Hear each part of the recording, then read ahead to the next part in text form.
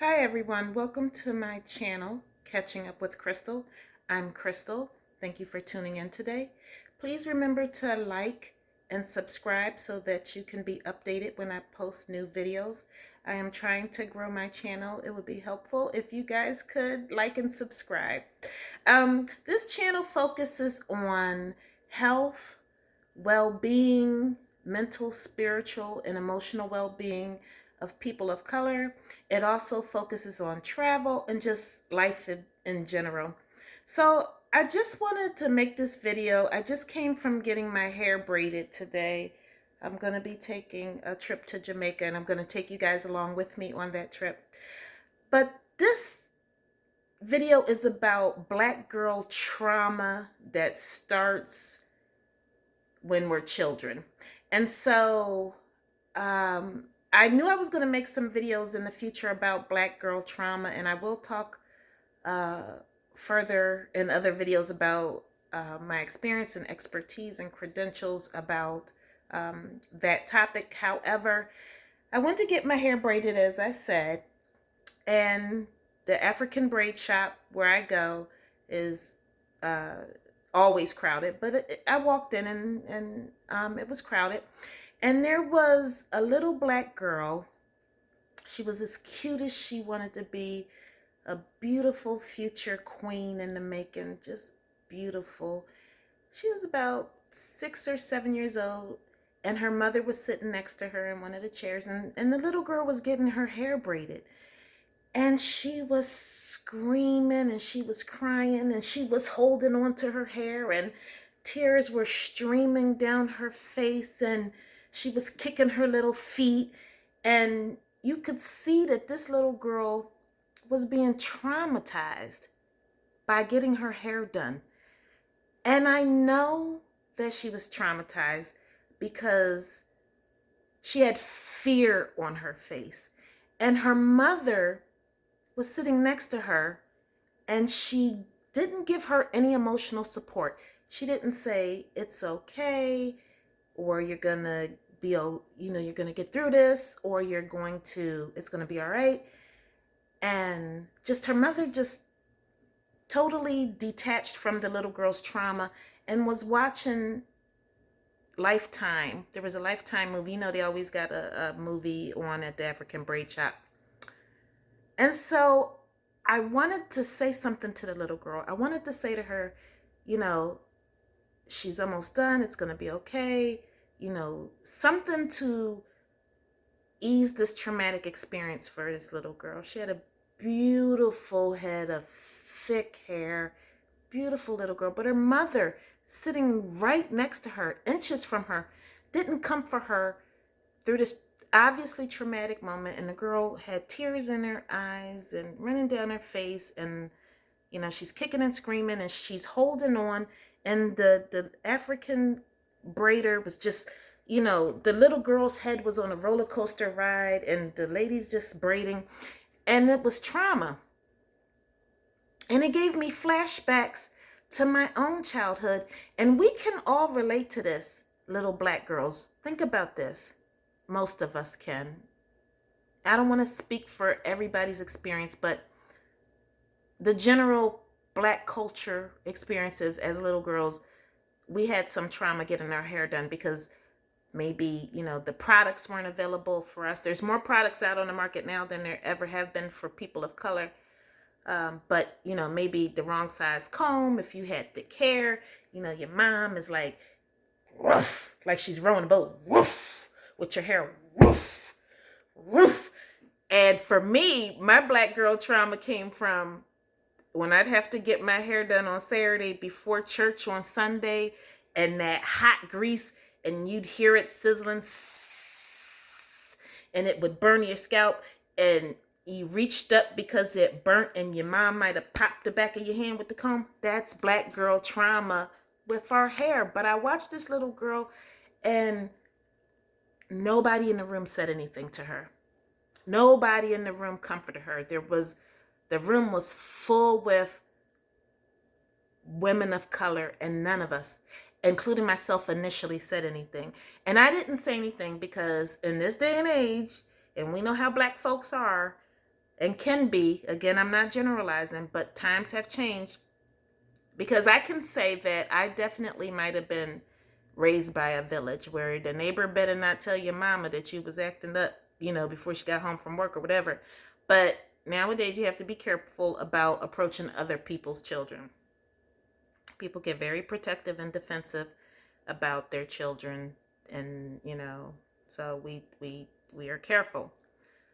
But I wanted to. My heart was breaking inside for this little girl because I knew she was experiencing trauma. And when the lady was finished braiding her hair, when she went to get the gel, the black gel that they use in the shop, she still was like jerking. Like, that's trauma. If you've ever been exposed to someone who might have, or not even, let me not even use that example.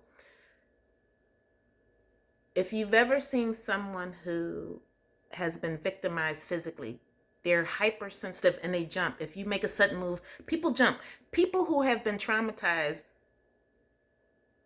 are hypersensitive sometimes to certain situations. And this little girl was traumatized just by the gel. So she had already got the hair braided at this point, watching through her trauma. But even just the gel, the lady came with the comb, and the girl was still, she's at this point. The lady says that's braiding her hair, well, I'm only putting gel on your hair. Does that hurt too?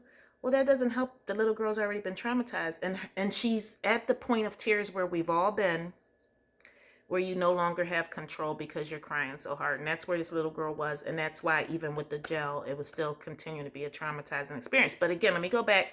Room full of black women, room full of African American women, room full of black American women and African women, and nobody said anything, including myself. So the lady next to me, who was getting her hair braided, she said, oh my God, I have to stop. I have to stop for a minute. I can't get my hair braided anymore. I need a few minutes. And the lady said, this reminds me of when I was a kid. And then I spoke up and I said, thank you for saying something, because I was feeling the same thing you were feeling.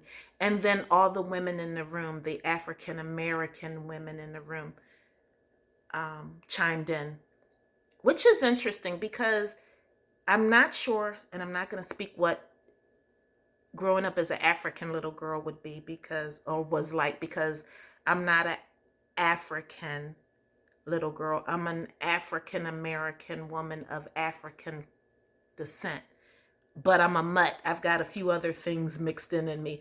But my experience as a black American woman, as a child, growing up, getting my hair done, was traumatic, as it was for most of us, because we had thick hair, or we had different textures of hair, or coarse hair, or nappy hair, and maybe the wrong size tooth comb,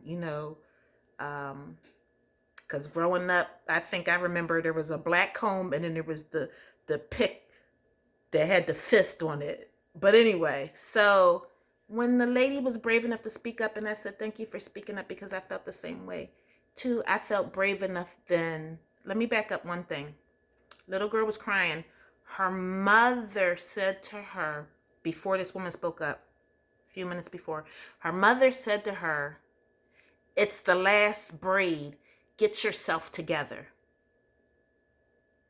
It's the last braid. Get yourself together.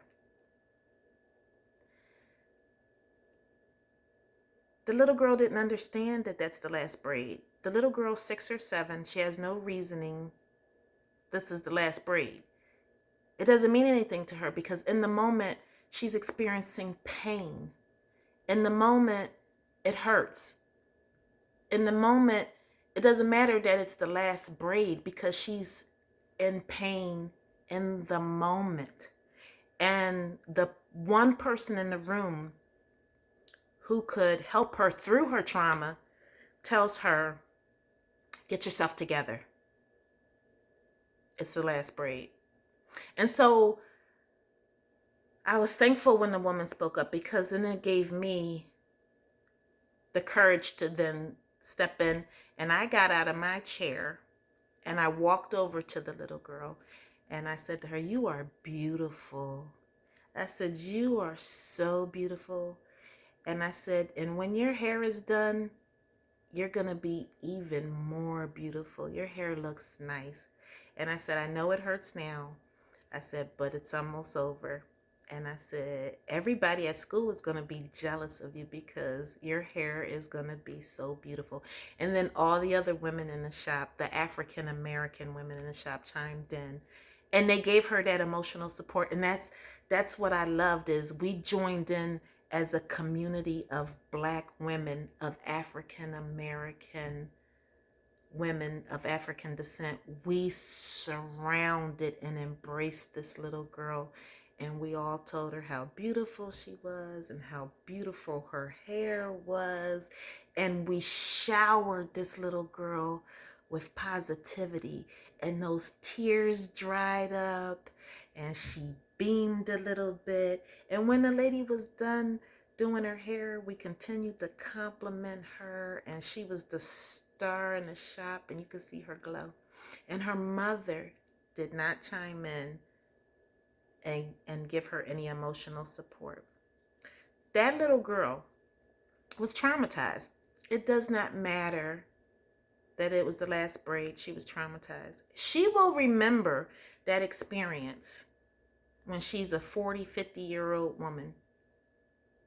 I remember my experiences.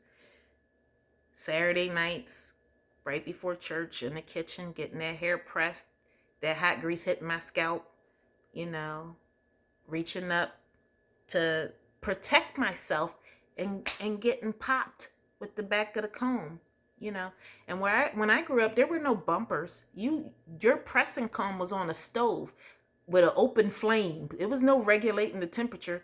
And my mom, I had a soft grade of hair, but it was thick, and I never know what to do with it.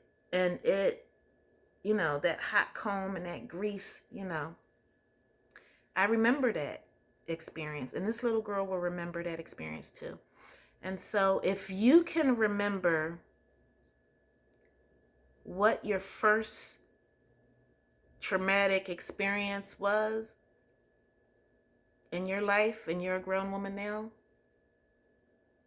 I'm going to say one that stands out for me is hair, black hair. And so I'm not a hairdresser. That's not what I do. I am a nurse practitioner by training. I was a nurse. Before I was a nurse practitioner, I was a registered nurse for many years. That's my training. But I'm not a hairdresser. But I will say that having your hair done should not be your first traumatic experience as a Black little girl of color. Hair should not be traumatizing, but it is. I'm just glad that we are getting to a point where there are more hair care products on the market for us, but I'm getting off track. If any of you can relate to this experience, please comment. Please like and subscribe my channel. You will see that some of my beginning videos are Nomad Nurse. You might hear me say, hi, this is the Nomad Nurse, because I named my channel Nomad Nurse initially because I do like to travel and I do go many places and do many things. But it's changing now to Catching Up with Crystal, and I am Crystal. So if you like this video and enjoyed this content, again, this is Catching Up with Crystal. I will be talking about life. I will be talking about healthcare topics. I will be talking about emotional, physical, spiritual well-being, and I will be talking about travel. Stay tuned for more videos. I will be going to Jamaica. I will take you along with me. I appreciate you. Thank you so much. Like and subscribe.